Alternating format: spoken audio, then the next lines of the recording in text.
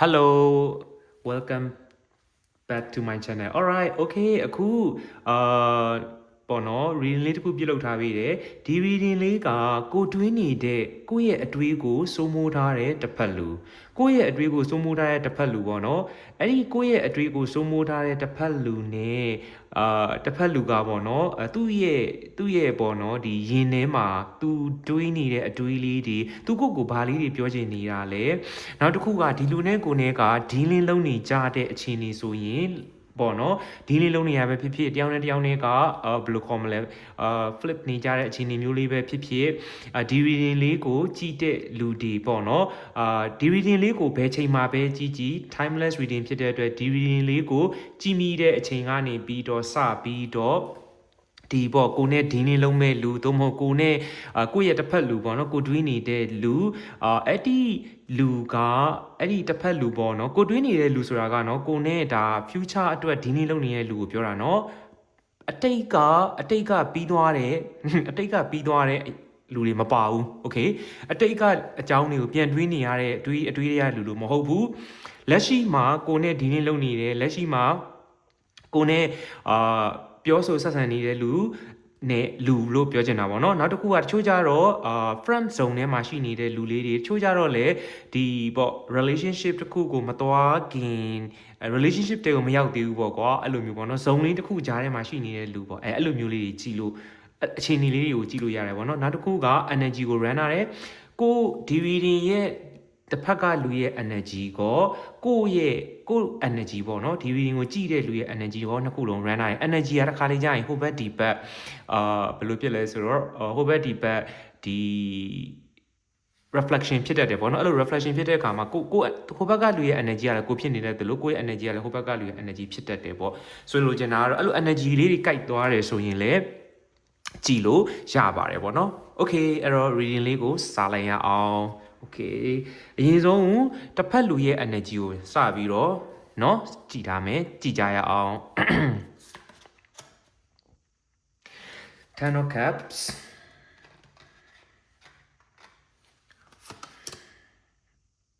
Ten of Pentacles okay the strength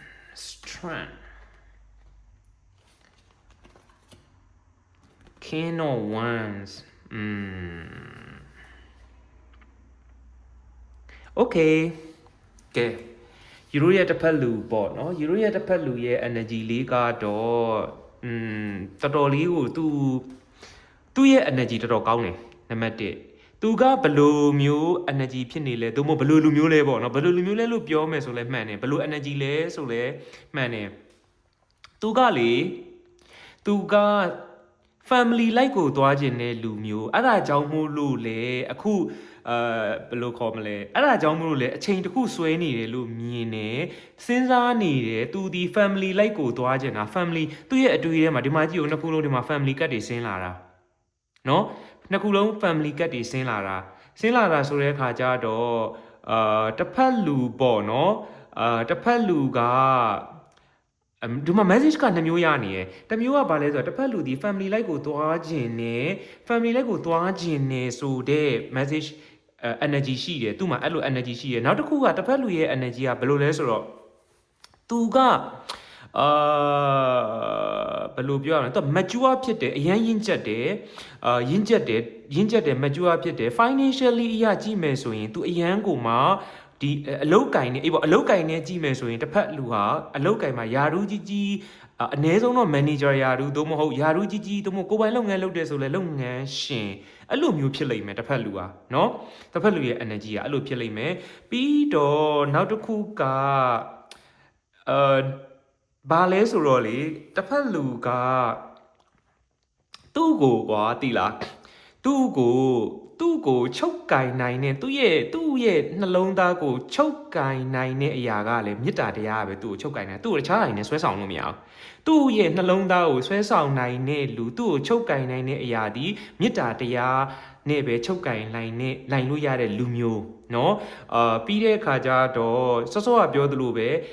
သူက family life တစ်ခုအထိကိုသွားခြင်းနဲ့ commitment တစ်ခုအထိကိုသွားခြင်းနဲ့လူမျိုး ဖြစ်တဲ့အတွက်အချိန်တစ်ခုမှာ stuck ဖြစ်ပြီးတော့ဘယ်လိုခေါ်မလဲတေးတေးချာချာလေး decision ချနေတဲ့ပုံစံမျိုးလေးလို့ဒီ cat နမိတ်အရာမြင်ရပါတယ်เนาะ okay အဲ့တော့ကိုလူတွေရဲ့ energy လေးကို check မယ် okay ဒါလေးပြန်သိမ်းလိုက်ပါမယ်မလေးကောင်းလိုက်တာအဲ့လိုမျိုးကိုတောင်တွေ့ကျင်တယ်ကိုတောင်တွေ့ကျင်တယ်ကြည့်အောင် okay ကဲဒါကတော့ကိုလူတွေရဲ့ energy ပေါ့နော်ဒီ reading ကိုကြည့်မဲ့လူတွေရဲ့ energy the war ဟိုဟာလေးအခုပဲတရားထိုင်ပြီးထလာတာသိလားတရားထိုင်ပြီးထလာပြီးတဲတော့ကင်လို့လားမသိဘူး major ကတ်တွေအရန်စင်းနိုင်ပြီးတော့လေဒီမှာကြည့်အောင်ဒီမှာလဲပန်းနေဒီမှာလဲအစိမ်းရော okay အစိမ်းရောဒီမှာလဲပန်းလေးဒီမှာအစိမ်းရော okay oh my god ဒီမှာကြည့်ဒီမှာ see you see မြင်နေနော်ဒီမှာအစိမ်းရော grass ပေါ့နော်ဒီမှာမြက်ခင်းပေါ့ဒီမှာလဲမြက်ခင်းဒီမှာလဲပန်းလေးတွေဒီမှာကြည့်အောင်ဒီပန်းပန်းချင်းတော့လာတူနေရကြည့်အောင် okay ဒါနဲ့မတူဘူးလား oh my god အမလီကိုလူတွေလည်းမခေဘူးနော်မလီ oh my god the sun ဟုတ်ပါရဲ့တရားထိုင်ပြီးကြည့်လို့လားမသိ the chariot okay oh five of pentacles okay ကိုလူတွေကတော့နည်းနည်းလေးတော့ကိုလူတွေပါပဲကဲဟုတ်ပြီကိုလူတွေကဘာလဲဆိုတော့ကိုလူတွေကလေတိလားပြောရမယ်ဆိုလို့ရှိရင်ကိုတစ်ဖက်လူကစောစောကပြောတဲ့ energy နဲ့ကိုလေမှီတယ်တိလားယူရိုနှစ်ယောက်ရဲ့ energy level ညီတယ်ဒါပေမဲ့ပြောရမယ်ဆိုရင်တော့လေပြောရမယ်ဆိုရင်နဲ့တစ်ဖက်လူနဲ့ကိုလူတွေထဲမှာကြတော့ကိုလူတွေကနည်းနည်းလေး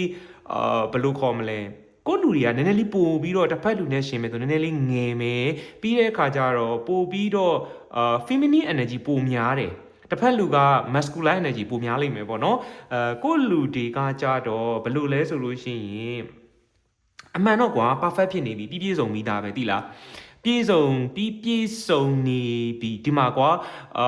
ဘယ်လိုခေါ်ရမလဲဆိုတော့ကိုလူတွေရဲ့ energy ကလေ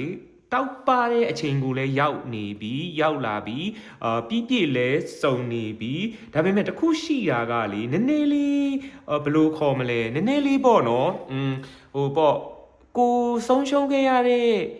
အရာတခုတော့ရှိရဲ့ဒါပေမဲ့ငွေကြီးဖြစ်ဖို့များပါတယ်เนาะငွေကြီးနဲ့ပတ်သက်လို့လည်းဖြစ်ဖို့များတော့မဟုတ်ကိုကတခုခု support တခုလိုနေတယ်ကွာအဲ့လိုမျိုးအေးပေါ့ဖြစ်နိုင်တာကတော့ဒီတစ်ဖက်လူနဲ့ပတ်သက်လို့တော့၎င်းအဓိကဖြစ်နိုင်တဲ့ message ကတော့ဗာလဲဆိုတော့ကွာကိုသွားမဲ့ခရီးတခုပေါ့နော်ကိုသွားမဲ့ခရီးတခုမှာကိုကဘယ်လိုခေါ်မလဲဆိုတော့ပေါ့နော်ကိုကလည်းကိုယ့်ရဲ့ energy ကဘယ်လိုဖြစ်နေလဲဆိုတော့အေးပေါ့ဒါလေးကိုနည်းနည်းလေးရရလေးပြောကြည့်မယ်ဆိုရင်ပေါ့နော်ငါပေါ့နော်ဒီလိုမျိုးရှေ့ဆက်တဲ့အခါမှာအဆင်ပြေပါမလားအဲ့လိုမျိုးလေးနည်းနည်းလေးပေါ့နော်ဟို dream ဟာလေးနည်းနည်းဖြစ်နေရလေးရှိရဲတိုးတော်လေတဲ့နော်တိုးတော်လေတစ်ဖက်လူရဲ့တစ်ဖက်လက်ရှိတစ်ဖက်လူကဖြစ်တော့ sorry လက်ရှိကိုလူတွေပေါ့နော်ဒီဗီဒီယိုကြည့်တဲ့လူတွေဟာနော်ဟိုဘယ်လိုခေါ်မလဲဆိုတော့ဘယ်လိုပြောရမလဲဒီဗီဒီယိုကြည့်တဲ့လူတွေကကွာဟိုenergy အရာပြောမယ်ဆိုရင်ပြောစရာမရှိဘူးเนาะအရန်ကြီးဟိုဘယ်လိုခေါ်မလဲအရန်ကိုစိုးရွားခဲ့ရတဲ့ energy တွေနဲ့လည်းမရှိထားဘူးပေါ့เนาะပြောရမယ်ဆိုရင်ဟိုဘဝတစ်ခုကိုဟိုလှလှပပနဲ့တပတတရရလေးကိုဘဝကိုပြောရမယ်ဆိုရင်ကွာအရန်ကိုမှ strong ဖြစ်တဲ့ energy တစ်ခုကိုရတယ်နောက်တစ်ခုကအခုဒီလူတွေဒီဗီဒီယိုကြည့်ရလူတွေရဲ့ energy ဒီเนาะ chapter တစ်ခုကိုเนาะနောက်ထပ် live တစ်ခုကိုတွားဖို့အတွက်ကို ready ဖြစ်နေတယ်ဒါပေမဲ့အဲ့မှာနည်းနည်းလေးစိုးရင်စိတ်လေးနည်းနည်းလေးရှိနေတယ်เนาะနည်းနည်းလေးရှိနေရဒါပေမဲ့လည်းဘယ်လိုခေါ်မလဲသူ့ရဲ့အခုပြောချင်တာကတော့ကွာဘယ်လိုပြောရမလဲအရာရာကတော့ပေါ့နော်အရာရာအဖက်ကတော့အရာရာအလုံးကတော့တဖြည်းဖြည်းနဲ့တော့ပြည့်စုံလာနေတဲ့ vibe ကိုရတယ်အဲ့လိုမျိုးပေါ့နော်အဲ့လိုမျိုးပြောချင်တာကတစ်ဖက်လူကကိုမြင်တဲ့အမြင်ဒီဒီလူဟာပေါ့နော်ငါအတွက်တော့ဘယ်လိုခေါ်လဲ the wall လေဟုတ်တယ်မလားငါအတွက်တော့ပြည့်စုံနိုင်လောက်တယ်လို့လေမြင်တဲ့ energy ရှိနေတယ်တဲ့အရန်ကြီးတော့ဟိုဘယ်လိုခေါ်မလဲအရန်ကြီးစိုးတာလည်းမဟုတ်ဘူးဟိုဘယ်လိုပြောနည်းနည်းလေးပဲစောစောကပြောသလိုပေါ့နော်နည်းနည်းလေး support တွေတခုတော့လိုနေတာလေးရှိရဒီလောက်ပါပဲအရန်ဆိုးရွားကြီးတော့မဟုတ်ဘူး maybe တချို့ပေါ့နော်ဒီဗီဒီယိုကအများကြီးကြီးရဲ့လူဖြစ်တဲ့တချို့ကတော့ငွေကြီးနဲ့ပတ်သက်လို့ a little စိတ်နှောက်ယှက်ရှိရတာလေးဖြစ်နိုင်တယ်လို့တချို့ကကြတော့ဘယ်လိုလဲဆိုတဲ့အခါကျတော့ဒီကိုအရှိကို ပေါ့နော်သွားတဲ့အခါမှာပေါ့နည်းနည်းလေးစိုးရင်စိတ်လေးနည်းနည်းလေးရှိနေရလေးရှိတယ်เนาะအဲ့လောက်ပါပဲအဲ့တော့ဒါကကိုလူတွေရဲ့ energy ဟုတ်ပြီဒီတစ်ဖက်လူကဘယ်လို action တွေယူလာမလဲကြည့်အောင် okay not bad မလေးစောစောကပြောသလိုပဲတရားထိုင်ပြီးတော့ပဲစောစောကပဲတရားထိုင်ပြီးတရားဖြုတ်ပြီးတော့ဟို reading ကြည့်လိုက်တာပေါ့နော် okay Wheel of Fortune ပြောပါတယ် Seven of Swords အကောင်းကြီးပဲတော့မရဘူးလေနော် Six of Cups ကောင်းကြီးပဲတော့မရပါမယ်လေ Three of Cups okay look at her okay okay ကန်တရားကမျက်နှာသာပေးလာလိမ့်မယ်သိလားနော်ကန်တရားကမျက်နှာသာပေးလာလိမ့်မယ်6 week သို့မဟုတ်6 month 6ပတ်6 week လို့ပြောတာနော်မလေးဟဲ့ပြောရတာလေ okay 6 week သို့မဟုတ်ပေါ့နော်6 month 6လမှာမြင်တယ်နော်reunification လေးမြင်ရတယ်နော်နှစ်ယောက်သားကသူကလေအဲ့လိုဘယ်လိုခေါ်မလဲ action ယူလာလိမ့်မယ်ဒါပေမဲ့ तू ကလေတီလာချောင်းချောင်းကြည့်နေတယ်နော်ယူကိုချောင်းချောင်းမီးကြည့်နေတယ်ယူရဲ့အကောက်ထဲကိုဝင်ကြည့်တာတို့တီလာယူဘာတွေလုပ်နေလဲတို့ဟိုတခါတလေကြလို့ရှိရင်ကွာဘယ်လိုခေါ်မလဲသူ့ရဲ့ hidden feeling ပေါ့နော် तू strategy ချနေရလဲဖြစ်နိုင်တယ်ကွာတီလာအဲ့လိုမျိုးပေါ့နော်ဒါပေမဲ့ဘယ်လို action တွေယူလာမျိုးလဲဆိုယူလာနိုင်လဲဆိုရင်တငယ်ချင်းမိတ်ဆွေတွေကနေပြီးတော့တက်ဆင် UC ကို contact လုပ်လာတာလည်းဖြစ်နိုင်တယ်လို့ပြောရမယ်ဆိုရင်ယူလာမဲ့ action ကတော့ at the end of the time မှာ happy ending ကိုမြင်ရတယ်ဒါပေမဲ့ဟိုပေါ့သူ့ရဲ့ပထမဦးဆုံး energy ကိုကြည့်တော့ပထမဦးဆုံးသူ့ရဲ့ energy က family life ကိုတွေးထားတာကိုတွေ့ရတယ်ဒါပေမဲ့ဒီမှာသူယူလာမဲ့ action ကတော့ချက်ချင်းမင်္ဂလာတွေစောင့်မာတွေဘာညာတွေလို့ယူလာမှာတော့မဟုတ်သေးဘူးဒီတိုင်းပဲပေါ့ပါနဲ့ပြန်ပြီးတော့ date ဖြစ်မယ်တွဲဖြစ်မယ်သွားကြမယ်ပုံစံလေး action မျိုးလေးကိုတော့မြင်ရတယ်ဒါပေမဲ့ဒီမှာကိုကန်တရားကမျက်နှာသာပေးလာဖို့ရှိတယ်ပေါ့နော်Wheel of Fortune ပြောချင်တာကတော့ကွာကိုကောင်းတဲ့အရာတွေလုပ်ခဲ့တာတွေကိုရဲ့ဘယ်လိုခေါ်မလဲကံအကျိုးပေးခြင်းတန်ပြီလို့လည်းပြောလို့ရတာပေါ့နော်သူ့ရဲ့ကံကိုယ့်ရဲ့ကံနှစ်ယောက်လုံးရဲ့အကျိုးပေးခြင်းကိုရောက်တဲ့အခါမှာတော့နှစ်ယောက်စလုံးကဘယ်လိုခေါ်မလဲသူကိုယ့်စိုးပါတနာပေါ့နော်တယောက်နဲ့တယောက်နဲ့ကဟိုဘယ်လိုခေါ်မလဲပြန်ပြီးတော့ပေါင်းဖက်ကြပြီးတော့ဒီပျော်ရွှင်နဲ့ပြန်ပြီးတော့လို့ပေါ့ဟိုပေါင်းဖက်ကြသည်ပေါ့ကွယ်သိရမလားအဲ့လိုမျိုးလေးတော့မြင်ရတယ် alright okay အဲ့ဒီတော့ okay လောလောဆယ်ပေါ့နော်လောလောဆယ်ဒီတယောက်နဲ့တယောက်နဲ့တချို့တွေကလေနည်းနည်းလေးဟိုဘယ်လိုကောအဆက်အသွယ်လေးနည်းနည်းလေးကျဲနေတဲ့အခြေအနေမျိုးလေးတွေလည်းရှိတတ်တယ်ဒါပေမဲ့ဒီ seven of socks အရာပေါ့နော်သူဘာတွေကြိတ်ပြီးတော့ချောင်းကြည့်နေလဲဒါမှမဟုတ်လေဘာတွေကြံနေဒါမှမဟုတ်သူဘာတွေပြောချင်နေတာသူစိတ်ထဲမှာဘာတွေပြောချင်နေရလဲပေါ့နော် okay I want to know မရဘူးသူကလည်းဆက်စုတယ်ကဲကြည့်ဘာတွေပြောချင်တာအရင်တော့သူမြင်တယ်နော် shuffle တခါလုပ်လို့ရှိရင်အကြာကြီးထုတ်ရတာOkay ဘာတွေပြောချင်လဲတဲ့ငါဆက်စုနဲ့ကြည့်လိုက်ရအောင်ကဲ I lost sight of what was important in our connection နဲ့အရာနည်းနည်းလေးတဘော okay နော်ပြီးမှခါရရှင်းမယ် I can't keep pretending that I'm okay without you တဲ့ okay okay အဲ့လိုဖြစ်နေရမယ်လေဒါပဲလေ The flashback I have about us are intense see okay ပြောပြမယ်အဲ့ဒီတော့ I lost sight of what was important in our connection တဲ့နော်သူကပြောရမယ်ဆိုရင်ဘာလို့တစ်ချက်ကလေးစောစောပြောရမလားခဏလောက်ဘယ်လိုကောင်းမလဲစဉ်းစားနေတဲ့အခြေအနေလေးတစ်ခုရှိရဆိုတာကသူဒီ connection မှာပေါ့နော်အရေးကြီးတဲ့အရာတစ်ခုသူ့ရဲ့အတွေးအရေးကြီးတဲ့အရာတစ်ခုသူလွတ်သွားတယ်ပေါ့ကွာအဲ့လိုမျိုးလေးပေါ့နော် I lost sight of what was important ဒီ connection မှာဘယ်ဟာကအရေးကြီးတယ်ဆိုတာကိုသူတစ်ချက်ကလေးမသိလိုက်ဘူးတတိလက်လွတ်ဖြစ်သွားတယ်ပေါ့ကွာပြောချင်တာနောက်တစ်ခုကကြတော့သူအရင်ဒီမှာပြောတယ်မလားသူ pretend အရင်လှုပ်ထားတာကွာတိလားအရှိမှလည်းစောစောကလည်းပြောခဲ့ဘူးတယ်လीเนาะI can't keep pretending that I'm okay without you တကယ်တော့ तू ကမူလကြီးတူရကီပေါ့ तू ဟန်ဆောင်နေရမင်းမရှိလဲငါဖြစ်ပါတယ်ဆိုပြီးတော့နေပင်မဲ့လဲတကယ်တော့ तू က အဲ့လိုမျိုးကြီးမနေနိုင်ဘူးကွာသိရမလား I can't keep pretending that I'm okay without you တဲ့သူ you ကိုလိုချင်ပါတယ်เนาะဆောစောကလည်းပြပြီးသွားပြီလေဟိုပါလေ energy check တော့ပြန်ကြည့်နော် the flashback I have about as our intern ပြောတယ်မလားယူကြည့်ရတာယူတို့နှစ်ယောက်တူကွာဟို coffee date တို့ဘာတို့ပေါ့နော်အဲ့လိုခီးရီသွားခဲ့ကြအပြင်နေသွားခဲ့ကြရဲဆိုရင်အဲ့ဒါတွေကိုစောစောပြော Facebook အဲ့လိုကိုယ့်ရဲ့ wall တွေကို social media ကို chase တယ်အဲ့လိုကိုယ့်နောက်ကနေချောင်းကြည့်နေအဲ့လိုပုံစံမျိုးပေါ့နော်သူကကိုယ့်ကိုချောင်းချောင်းပြီးကြည့်နေတယ်ပေါ့နော်လာမကြည့်နဲ့တော့လာ highlight တော့လို့ပြောလိုက်တော့ okay လာ highlight တော့ okay alright မလေးOkay universe ရဲ့ message လေးတွေလည်းတောင်းကြည့်အောင်မယ်เนาะ okay ဒီ connection လေးကိုစောက်ရှောက်ပေးမဲ့ပေါ့เนาะအဆောက်ရှောက်တွေ angel တွေက universe message လေးပေးပါဒီ connection လေးအတွက်နည်းနည်းလေးပေါ့เนาะ supported universe ရဲ့ love message လေးပေါ့เนาะ yeah not that bad that makes sense ဒီ reading လေးကိုမစိုးဘူးပေါ့เนาะပြောရမယ်ဆိုရင်okay okay Okay, let go of control issue. Okay, along this situation, okay, ဒါဘာလို့ရမလဲဆိုလို့ရှိရင်အခုဒီ reading ကိုကြည့်ရတဲ့လူတွေအနေနဲ့စောစောကပြောတယ်မလား Fire of Pentacles ကိုဟုတ်တယ်ကြည့်ရတာပေါ့နော်ဒီ reading ကိုကြည့်တဲ့လူတွေပေါ့နော်ဘယ်ကိုcontrol လုပ်ထားတဲ့အရာတွေအကုန်လုံး maybe past trauma တွေအတိတ်ကကိုယ့်ရဲ့ trauma တွေသို့မဟုတ်စိုးရိမ်နေရတဲ့ worry တွေအကုန်လုံးလွတ်ချလိုက်တော့ let it go เนาะအဲ့လိုလွတ်ချလိုက်ဘာပဲဖြစ်လာသူ့ဟာသူတဘာဝအတိုင်းလေးเนาะသူ့ဟာသူတဘာဝအတိုင်းလေးဒီမှာလေးကြည့်လေဒီမှာလေး Wheel of Fortune ကရေထဲမှာတွေ့လားသူ့ဟာသူတဘာဝအတိုင်းကံတရားရဲ့မျက်နှာသာပြီးမှုကိုရရှိလာလိမ့်မယ် okay เนาะ okay that really make perfect sense okay one more ဟိုဟာလေby the way လေပြောအောင်မယ်သိလားနောက်မှခဏလေး okay one more please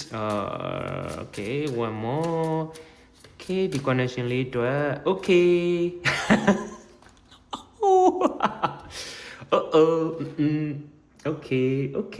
okay အမလေးပန်းပေါ်မှာကိုကြာတာเนาะ engagement engagement okay your love life is ascending to a higher level of commitment ဆိုတော့လည်းပြောတာ higher level of commitment engagement ဘာလို့မှလဲစိစက်ကြောင်းလမ်းမှာအော်ဒီဗီဒီယိုကြည့်ရဲ့လူဟိုပေါ့နော်ဒီဗီဒီယိုကိုကြည့်တဲ့လူဆိုလို့ရှိရင်ဒါကျွန်တော်ပါဝင်ကြည့်လိုက်တော့မယ်ကွာတိလားဟိုဒါကျွန်တော် reading နိုင်မကြည့်ရပြန်ကြည့်ရလေဘာလို့လဲကိုနဲ့လည်း energy ကြိုက်တယ်ဆိုရင်ပေါ့နော်မစိုးဘူးဒါဒီဗီဒီယိုကကျွန်တော်ကြည့်တင်တယ်လို့လည်းထင်တယ်ဒါပေမဲ့အမလေးတကယ်လို့လေပြောပြမယ်ကွာဒီဗီဒီယိုကြည့်လို့ကိုယ့်ရဲ့တစ်ဖက်လူလောလောဆယ်မှာမရှိသေးဘူးဆိုလို့ရှိရင်လေကိုရှိလာနိုင်တဲ့တစ်ဖက်လူရဲ့ကလည်းတစ်ဖက်လူကဒီလိုမျိုးဖြစ်ကိုယ့်ရဲ့ energy မှန်တယ်ဆိုရင်ကိုတွေ့လာနိုင်တဲ့တစ်ဖက်လူဒီလေအဲ့လို energy မျိုးဖြစ်လာနိုင်တယ်လို့ပြောလို့ကြည့်လို့ရတယ်ကွာသိရမလား alright okay engagement နဲ့ okay เนาะအဲ့တော့စီးစက်ကြောင်းလဲမယ်စောစောပြောပါတယ်စတယ်ရာ10 of Pentacles 10 of Cups เนาะ commitment ကိုတွားခြင်းနဲ့လူမျိုးလို့ပြောခဲ့ပါတယ်เนาะ I'm so happy alright အရန်ကိုဝမ်းသာရပါတယ် okay ဒါနဲ့အရန်ဝမ်းသာလို့ရင်မွေးစုပ်ပေးဖို့တော့မေ့သွားတယ်เนาะအဲ့တော့ Burberry စုပ်ပေးမယ် Burberry ဆိုတော့ Euro Burberry ဆိုတော့เนาะ okay alright okay ပါအဲ့တော့ reading လေးကိုကြိုက်နေတတ်မယ်လို့မျှော်လင့်ပါတယ်ဆိုတဲ့အခါကျတော့